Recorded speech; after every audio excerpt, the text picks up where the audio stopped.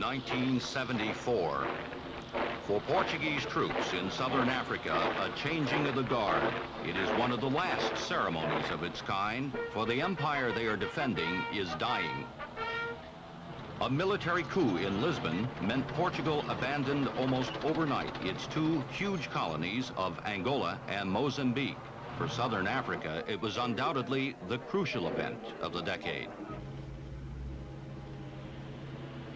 The dismantling of this 400-year-old empire cut by half the territory ruled by whites and brought in new black governments determined to smash white supremacy in the rest of southern Africa. That supremacy was most entrenched in South Africa itself. At the start of the 70s, South African whites had every reason for confidence in their future.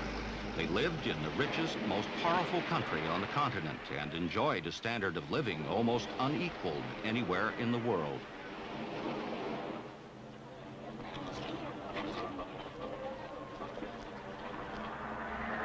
It was a different story for the majority of South Africans who did not have white skin. They were 4/5 of the population. Separated from whites socially and politically, they entered the 70s as they had entered all previous decades, with their lives controlled by the many restrictions of racial segregation known as apartheid. In white areas, they had virtually no political rights, and blacks especially worked in the lowliest of jobs.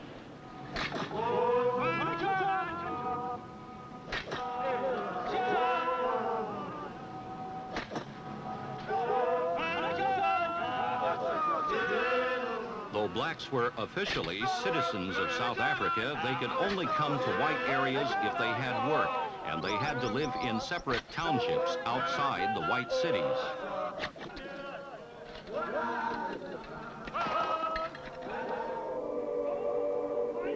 Abroad, apartheid was widely seen as oppression.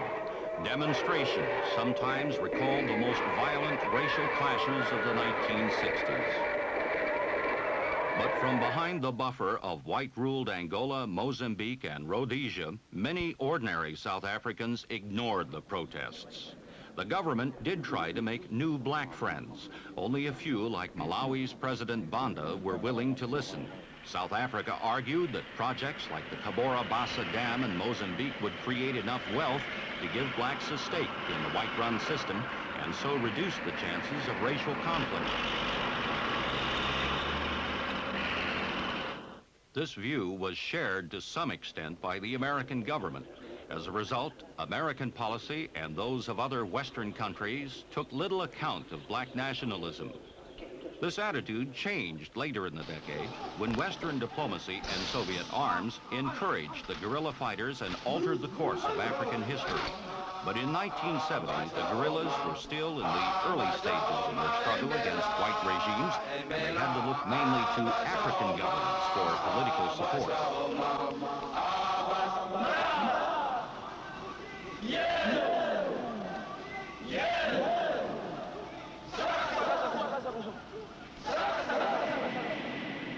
In 1970, Zambia's President Kaunda hosted a non-aligned nations conference that produced the Lusaka Manifesto. This, and a document later adopted by the Organization of African Unity, pledged active support for the black guerrilla movements. In the United Nations, the same commitment was hammered home by the African bloc, often against Western opposition. Russia and China became the principal foreign supporters of black nationalism. China was building a new 1,000-mile railroad between Zambia's Copperbelt and the Tanzanian port of Dar es Salaam to free Zambia's exports from transit via Rhodesia.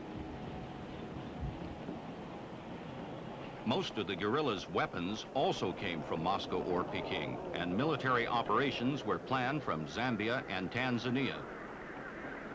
Here in Dar es Salaam in 1970, Samora Machel, the new president of the Mozambique Liberation Front, Frelimo, was directing the war against the Portuguese.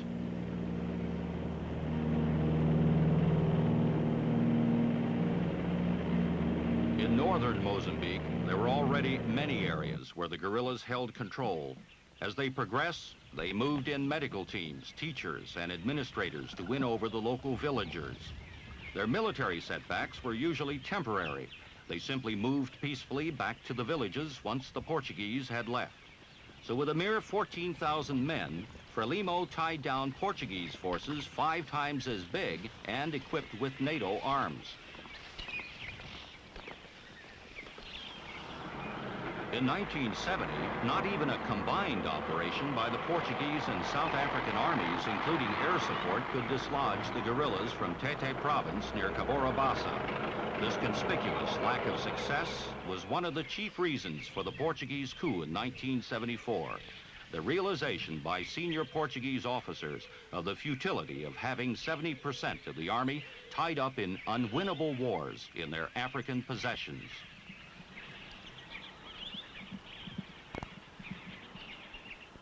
In Lusaka, 4 months after the coup, Frelimo President Samora Machel was greeted like a newfound brother by Portugal's new foreign minister, Mário Soares. Complete independence was agreed for Mozambique in 1975 under a government dominated by Frelimo.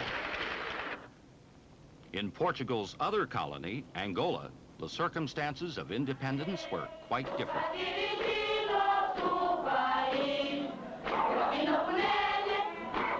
The celebrations in November 1975 took place in the shadow of chaos. While Marxist leader Agostinho Neto of the Popular Movement for the Liberation of Angola, MPLA, was being acclaimed as president in Luanda, nearly 500,000 whites were fleeing the country. They left crops unpicked, mining neglected, and administration services unstaffed. Meanwhile, 2 rival armies disputed Neto's authority. Southern Angola was controlled by UNITA, led by Jonas Savimbi. Savimbi was backed by the United States, which had armed him in response to Russia supplying weapons to the MPLA. America actually preferred a third contender in the north, Holden Roberto, the FNLA, the National Front for the Liberation of Angola. Roberto was armed by both America and China.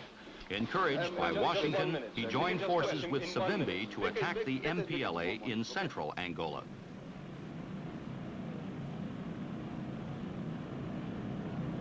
A few miles inside Angola's southern border was the Cunene Dam scheme, in which South Africa had a substantial investment. South African troops moved in to protect it, but they didn't stop there. They moved north to bolster the UNITA FNLA assault on Luanda, on the understanding that America would support their offensive. South Africa's direct involvement was a closely guarded secret, and Pretoria, looking for a quick victory and withdrawal, hoped to keep it that way.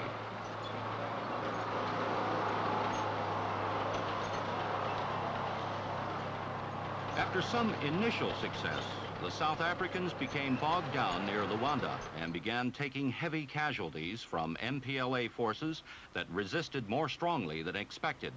The MPLA could not be dislodged, and with America still standing on the sidelines, the Marxist army finally forced the South Africans to withdraw. For Pretoria, it was a disaster. For the MPLA, a victory worth celebrating.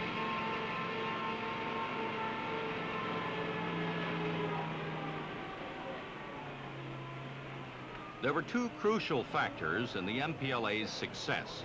The first was a massive arsenal of modern Soviet weapons. It included MiG-21 fighters and artillery pieces with a range and firepower the South Africans simply couldn't match.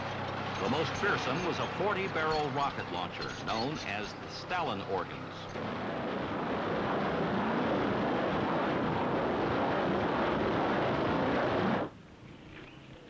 The second factor was a force of Cubans, then numbered at 3,000, but later estimated at 20,000. Zambia's Kenneth Kaunda called them the plundering cubs of Moscow's lion. But in the south, UNITA's Jonas Savimbi was never totally beaten and struggled on alone for the rest of the decade.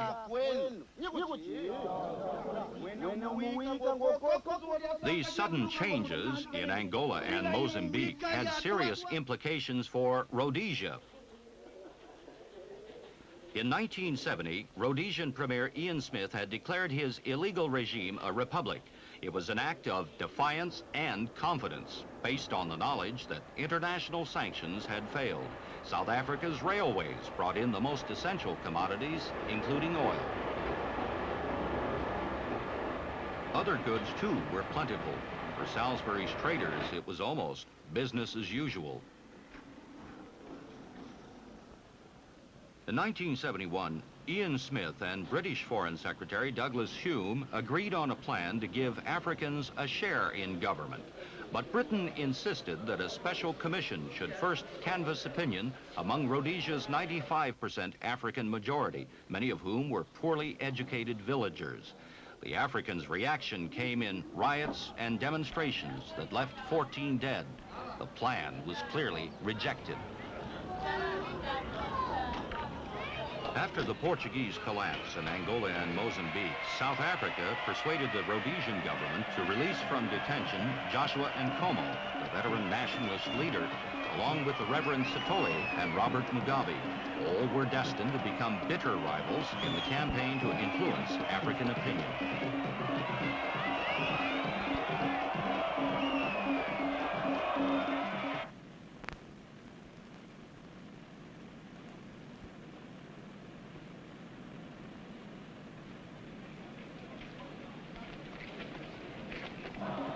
In 1975, in a railway carriage on a bridge spanning the Zambezi Gorge, the border between Zambia and Rhodesia, between South African Premier Vorster and Zambia's President Kenneth Kaunda. Ask my host. Mr. Prime Minister, how things have gone this morning? We have had a very pleasant and very interesting talk.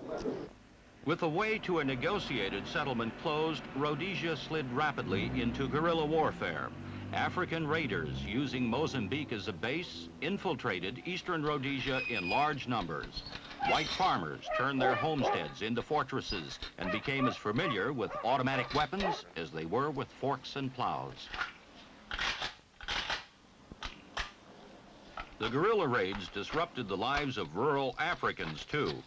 Farm workers had to spend their nights in so-called safe villages guarded by the army. Anyone found outside in curfew hours was liable to be shot as a terrorist. As these events developed in Rhodesia, white power was also being challenged in South Africa, but in a different way. In 1972, white student protests over segregated education ended in serious riots in Cape Town and Johannesburg.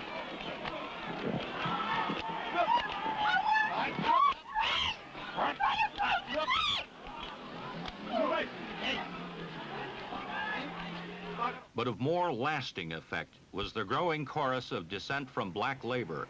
At worst, black living conditions were very primitive indeed, and pay for some groups of workers so low that internationally it was seen as little more than starvation level. In 1973, over 60,000 blacks went on strike illegally to win better pay. The trouble spread from the factories to the gold fields, and at the Western Deep Levels mine, 11 rioting African miners were shot dead by police and another 27 injured.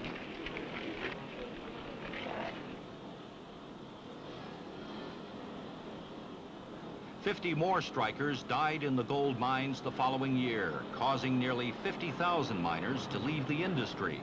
It was enough to make the companies hand out some of the profits from gold.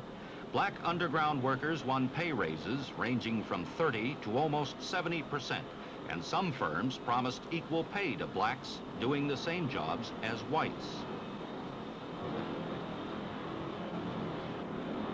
Meanwhile, the government pressed on with developing separate homelands for blacks. In October 1976, the most advanced of these, the Transkei, was granted independence. Pretoria keenly wanted international acceptance for the new state, but no foreign country gave recognition. South Africa had spent millions on farm improvements and infant industries, but the critics said the Transkei would always be too poor to support all of its citizens. Many Transkeians, like most blacks, actually worked in South Africa's cities and lived in black townships outside them, and it was there that the black explosion occurred. This was Soweto, near Johannesburg, in June '76, the start of a series of violent black protests that were to sweep across South Africa in the following months.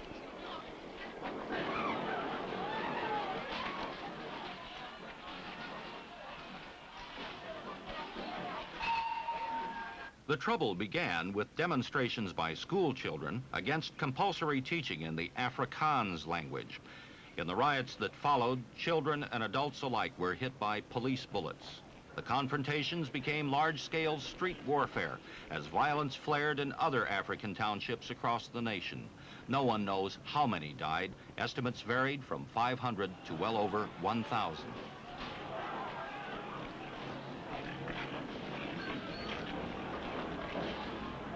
Protest on this scale caught most white South Africans by surprise. The government claimed left-wing agitators were encouraging violence, but outside South Africa, the riots were widely seen as a genuine expression of black frustration with the whole apartheid system. As the black townships burned, African affairs were under discussion far away in Europe. Bavaria was the unlikely meeting place for the United States and South Africa. Both Secretary of State Kissinger and Premier Vorster were concerned that Rhodesia should not follow the same course as Angola. Further talks in South Africa produced a plan for African majority rule in Rhodesia within 2 years.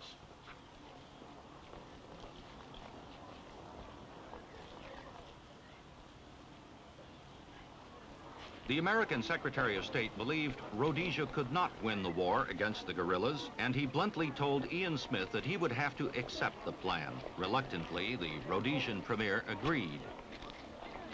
The way now seemed clear for a conference to settle the details.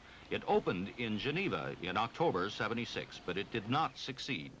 All the African nationalists tried for better terms, but Ian Smith refused to renegotiate the package. Robert Mugabe and Joshua Nkomo, the most militant black leaders, formed a common patriotic front to continue the war.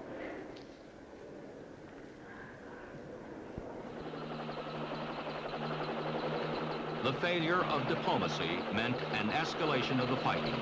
Rhodesia's forces were soon stretched to their limits. They were better equipped and trained than their enemy, but there were just not enough of them to police Rhodesia's long frontiers. Against an estimated 15,000 guerrillas, they steadily lost control of the rural areas.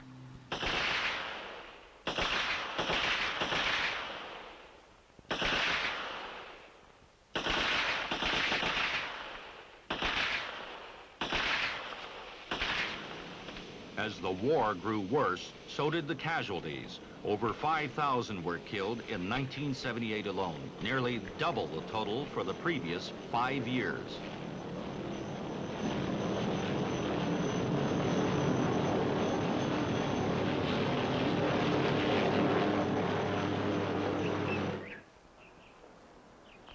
A fresh attempt to find a diplomatic solution was made in September 1977 by President Carter's United Nations Ambassador Andrew Young and British Foreign Secretary David Owen. But their proposals were largely ignored. Ian Smith preferred his own solution. In March '78, he agreed with Bishop Muzorewa and other internal black leaders to a new constitution with one-man, one-vote elections that were to make Muzorewa Rhodesia's first black premier. Nkomo and Mugabe dismissed the settlement with contempt and poured scorn on the idea that Rhodesia's internal black leaders could stop the war. The guerrillas fought on and added a deadly new tactic to their operations. In late '78 and early '79, 2 Rhodesian airliners were shot down near the Zambian border by Soviet SAM missiles. In all, 107 people died, some of them crash survivors murdered by guerrilla patrols. In reprisal, Rhodesia sent troops deep into Zambia to destroy guerrilla camps.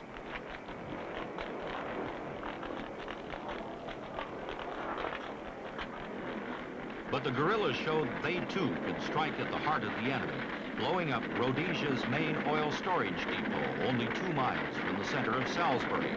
The blaze lasted 3 days and cost $10 million.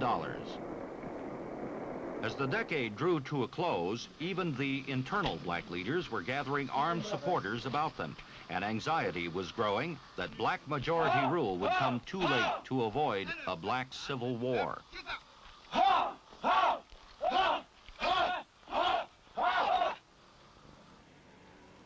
Meanwhile, important changes were happening in Southwest Africa.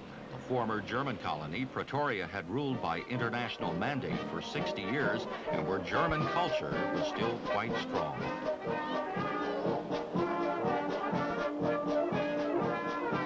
Two deserts come together here, the Kalahari and the Namib, which gives the country its African name, Namibia. Beneath them lie rich mineral deposits, copper and uranium. In the south, where the Orange River flows into the Atlantic, alluvial diamonds that can be picked up from the sand like pebbles.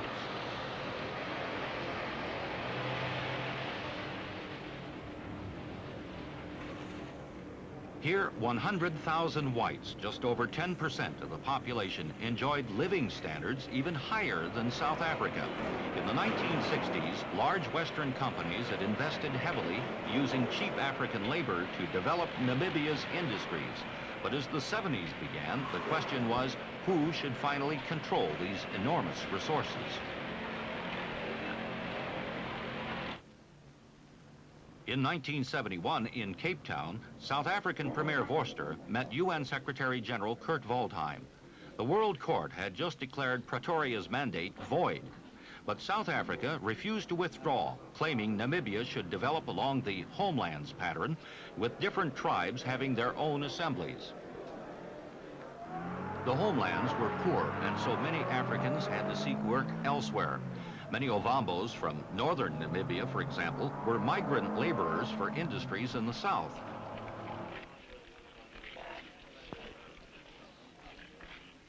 Their conditions were bad. Their families were not with them, their pay was low, their accommodation basic barrack blocks in company compounds.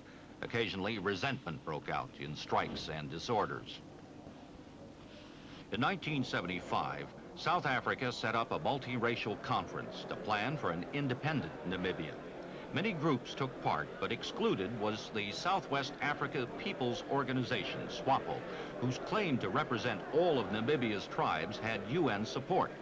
Elections for a constituent assembly were eventually held in 1978, but as these were arranged by South Africa without UN approval, SWAPO urged all Africans not to vote. Many blacks, however, ignored the call. Further talks between South Africa and 5 Western powers led to agreement for another election in 1979 under UN supervision and including SWAPO. But as the decade ended, the path to an independent Namibia still seems strewn with problems, with South African troops still patrolling northern Namibia against attacks by SWAPO guerrillas operating from Angola.